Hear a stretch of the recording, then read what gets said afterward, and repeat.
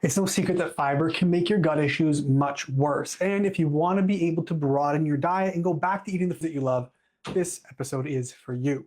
Now, I'm going to be showing you 5 reasons why fiber is actually making your gut worse. We're going to talk about plant versus animal-based diets because there's a lot of rhetoric and social politics, I guess, around those right now. And we're going to be talking about what you can do, of course, to heal your gut so you can eat fiber again. And, of course, how to start this process safely because introducing too much too fast is a recipe for disaster.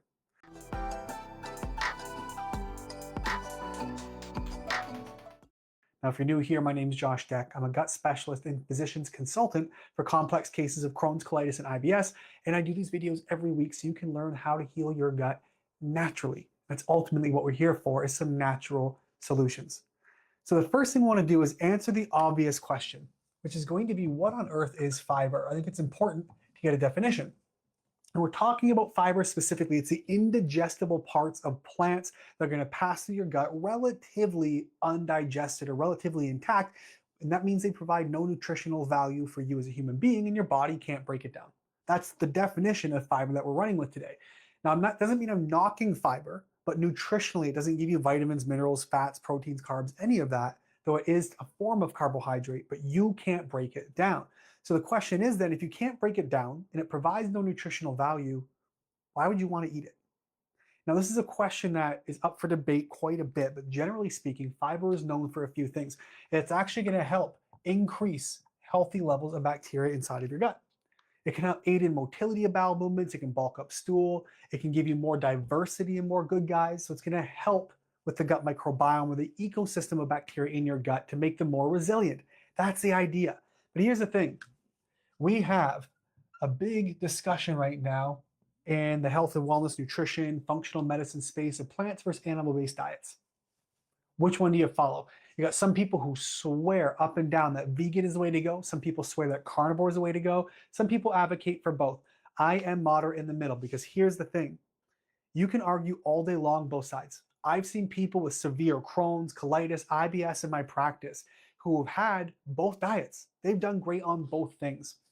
Okay, whoop-dee. That doesn't mean either one is better. It means both have a place. And the question is, why does one work for one person but not for you? Or why does plant-based work well for you and make somebody else bleed from the bowel? Those are the questions we need to be answering, not which diet is best for everyone as a whole, because it doesn't really exist. There's too much data to back up both sides. Right? So we're talking about why you, right now, for this episode, don't see the benefits of fibers or plant-based diets. So I want to talk about 4 main reasons why you cannot digest fiber. Now, the 4 big ones we're talking about, there's many, many reasons. I'm going over the 4 biggest ones you need to address right now. Okay? The first one is going to be an excess of bacteria, primarily SIBO.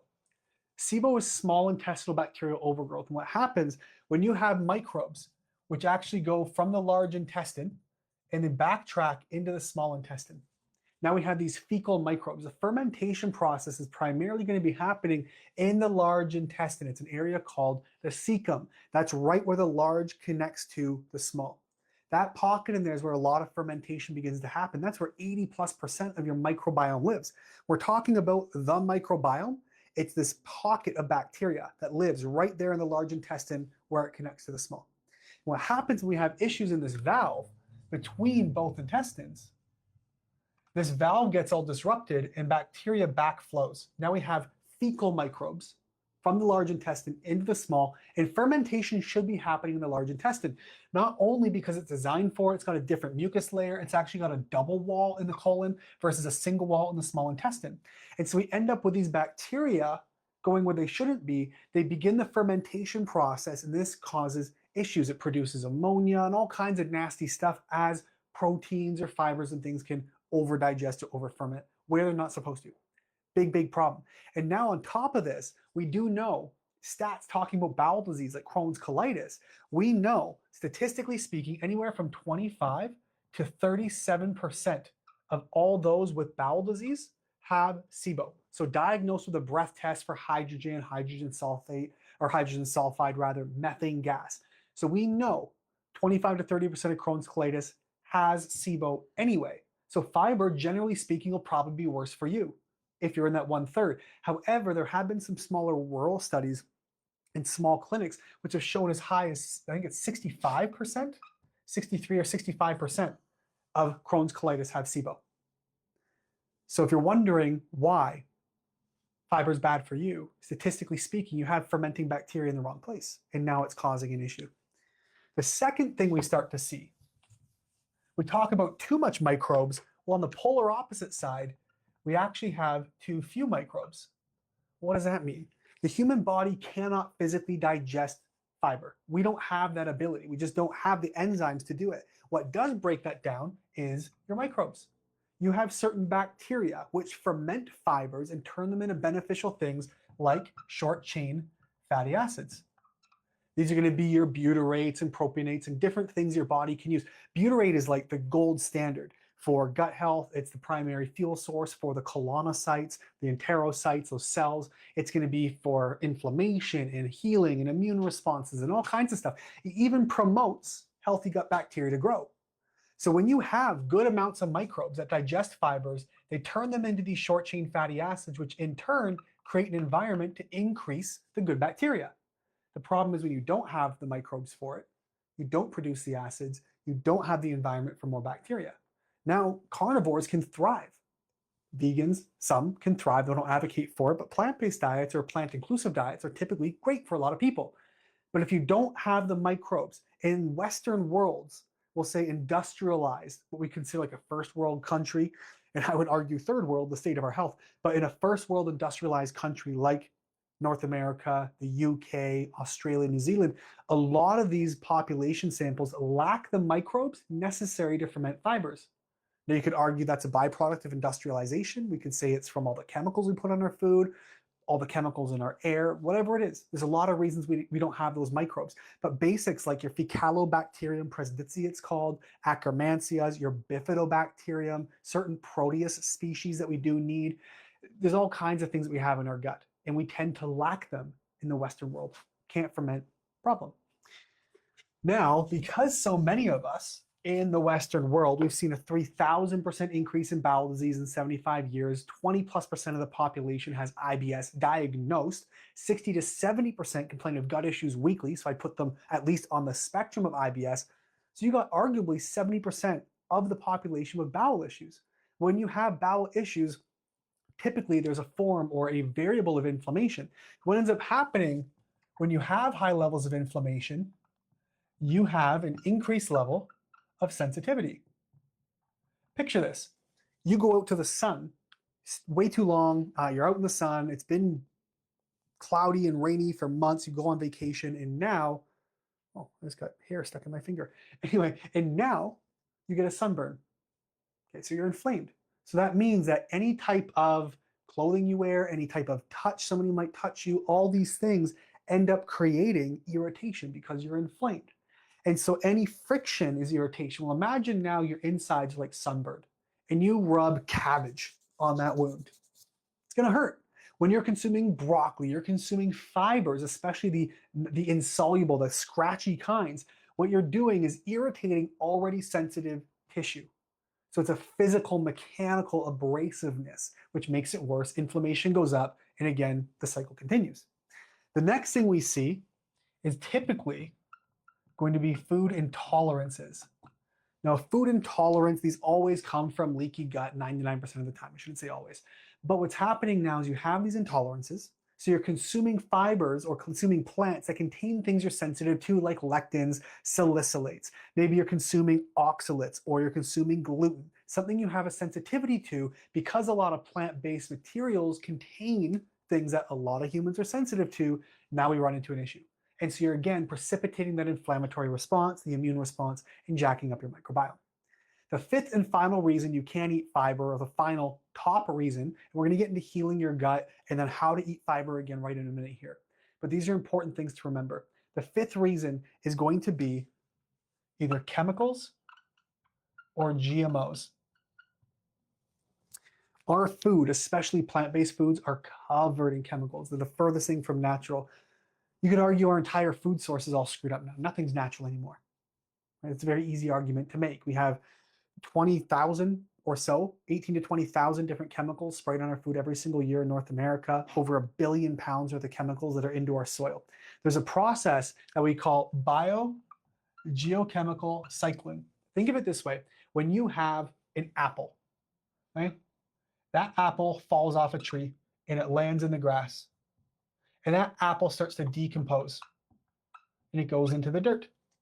And now we grow new grass, new plants start to sprout from that. And then a cow comes along and eats that grass. That's a cow now, I don't know. Anyway, the cow eats that grass and I eat the cow. That's biogeochemical cycling. When I die, the nutrients in my body go back to the soil and it feeds itself.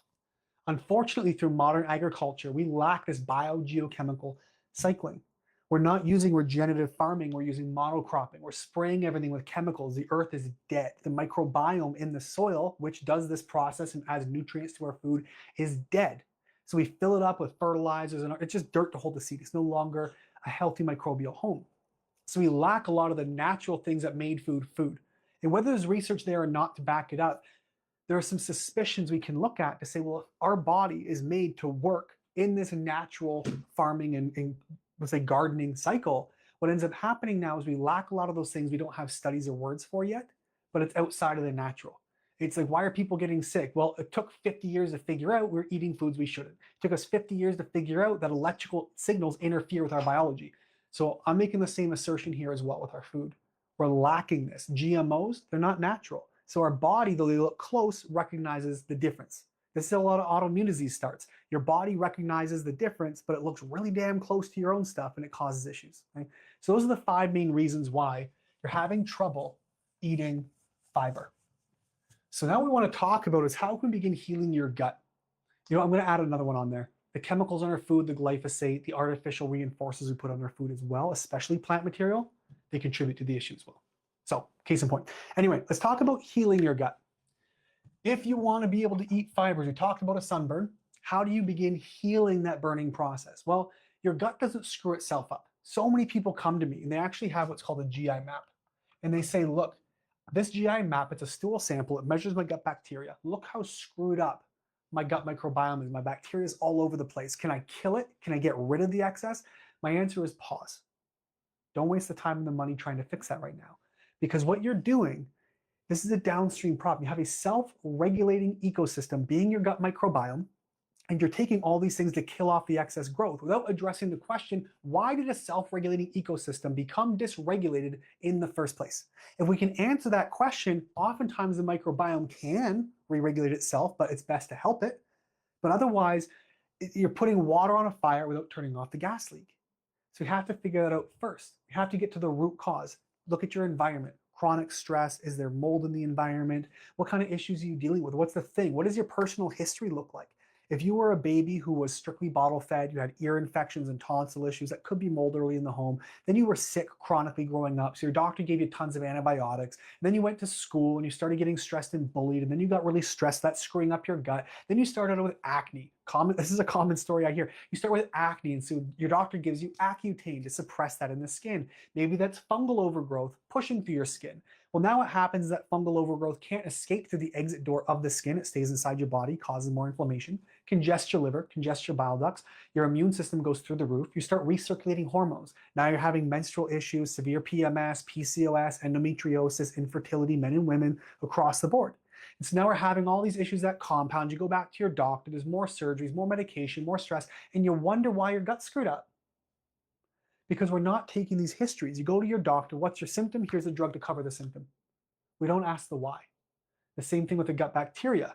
All that history of birth to medications to illness to antibiotics to stress to menstruation to whatever it is what led to your microbiome being screwed up. So don't start way down here, go back to the top.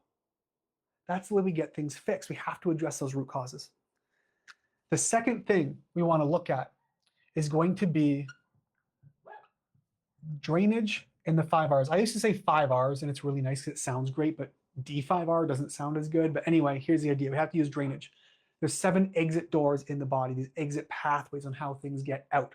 That's like your liver, gallbladder, bile ducts, your lymphatic system, your skin, bowels, kidneys, sinuses. You could also argue brain and cellular health, but point being, there's the ways toxins get out of your body. And then we have the 5 R's. So we have to remove that root cause. We have to go back to the beginning, figure it out, remove the problems. If you're in a moldy environment, remove that problem, get out of the environment, remove the mold in your body. We have to replenish. Your body is depleted on things it needs: fresh air, sunlight, physical activity, vitamins, minerals, amino acids, sodium. Give your body the tools it needs to heal itself. It can't heal when it's empty. First, we have to go back and rebuild the microbiome and repair all the tissues, because your gut bacteria, which is screwed up downstream, we've done all the upstream. Now we can go back and repair the house and the things living inside of it. The gut lining, that ecosystem, the microbiome, all of it. And now that your immune system's been so screwed up, you're inflamed, you're bleeding, there's mucus, you're chronically ill, whatever it is, we can now rebalance your immune system, not boost. You boost the wrong way, you get worse. Rejuvenate, rebalance it. And that's what D and 5Rs looks like. From there, of course, you can use supplementation and other things to help heal and seal and soothe that. This process of the 5Rs, rebuilding, replenishing, repairing. This is where we can use things like slippery elm and aloe and probiotics, targeted, specific. We can use certain foods and diets as needed, but it's just part of the problem. It's just part of this process. Now I'm going to walk you through how to begin the introduction of fibers now that we've dealt with this process, and the steps. Now, obviously, step one is healing the gut. That's your first one. You can't reintroduce something without healing the issue, right? So let's talk about the first bit. How can we introduce fiber again? If you want to go back to eating salads and vegetables or whatever it is, fruits and whatever fibers you like to eat, we have to look at a few different things. Number one, if absolutely no fibers agree with you, like there's nothing you can do, go back to those roots, figure out why. Even the most soluble, gentle, soft cook like zucchini or carrots that have been skinned, if they're still causing you trouble, it's more likely a microbial issue. Now you can support this process with digestive enzymes that contain like cellulase, which is going to be an enzyme, anything ending in A's. Cellulase, is it cellulase? Anyway, cellulase, I believe it is. But it's a cellulose digesting enzyme, and that's going to help you break these things down. So we want to go back to that history. Is there SIBO? Is there a root cause of inflammation, something irritating you, whatever it is, okay. But then if it's just a matter that you lack the bacteria, give your body a chance to break it down with an enzyme without the microbes. That's the first. And like we just talked about, we talked about the GI map, measuring the microbiome. Well, if you're actively missing microbes, you're going to want to know, because you can begin reintroducing those. You can see what you lack. You measure your gut bacteria. I know I need these to digest fiber. My body can't do it on its own. So what bacteria that digest fiber do I not have? Then you can go back and introduce a supplementation, specific probiotics, certain foods that contain them, etc. But if you lack them entirely, it can be really tough to bring them back in. But if you're just low on them, this is where the third thing we can do is going to be a slow introduction of fiber, okay? Slowly reintroducing fibers. Here's why. Because your gut bacteria that digest fiber, when given fiber, will begin to grow and multiply out until you have a healthy fiber digesting ecosystem. So we want to start with slow amounts, low and slow amounts of like cooked soluble fibers. So not cabbage, not broccoli, not cauliflower, scratchy stuff, but we're looking for nice, easy to digest, gentle fibers. So think like cooked carrots. You can try fruit, even cook your fruit. You can try apples or berries. Some people do really well with psyllium husk. Those with Crohn's, colitis, or IBS, some people like psyllium husk. Not Metamucil, it's got food colorings and sugars and all kinds of crap in it. Just psyllium husk is going to be great. You can look at beta glucans as well. Often comes, I believe it's oats, and there's some other foods you can get. You can get it in a supplement as well. But beta glucans help bind certain toxins and can be really good for the gut. Look at cooked carrots, right? Slow introductions of fiber. Maybe applesauce, have a tablespoon a day, and then slowly increasing to see if your gut can keep up. But ultimately, you can't fix the problem until you get to the root. Somebody here is listening to this and saying, okay, so I'm going to take supplements. You missed it entirely. You're missing the plot. You have to go through the roots. Address the root cause, the environment, the thing that led your gut to this inflamed state, and then you go through the drainage, you go through the 5Rs of removing, replenishing, rebuilding, repairing, and rebalancing your immune system. Then you go and heal the gut lining while introducing your fibers slowly. If you're not doing all these things, you're doing yourself a disservice. You're likely to contribute to fermentation and worsening your problems. Hope that makes sense. If you're somebody right now who is looking for help, like Josh, I've got Crohn's, I've got colitis, this is where my specialty has been for years, and IBS. You say, Josh, my gut's screwed up, my doctor can't help me. All they've done is they've given me medication, They've given me whatever else. They've given me immunosuppressives. I got diarrhea. They gave me Imodium. Right? When my gut was screwed up, I was 10, 15 bowel movements a day. I had blood and mucus in my stool. I was having panic attacks and anxiety, joint pain. I lost like 30 pounds. I'm not a big guy. I lost it all in muscle. My energy was absolutely tanked. I felt like I was going to die. And my doctor, all they did was give me Imodium and Vyvanse for the ADHD. They didn't help. I had to fix it myself. We can help you do that too. So if you want to get help, here's what you got to do. Just go down to the show notes down below. There's a link there. You can send me an email, schedule a call if you want, or email me, just ask a question. We're here to help and I want you to know that. That's all we got for you tonight. Thanks so much for being here. We're going to see you guys next week.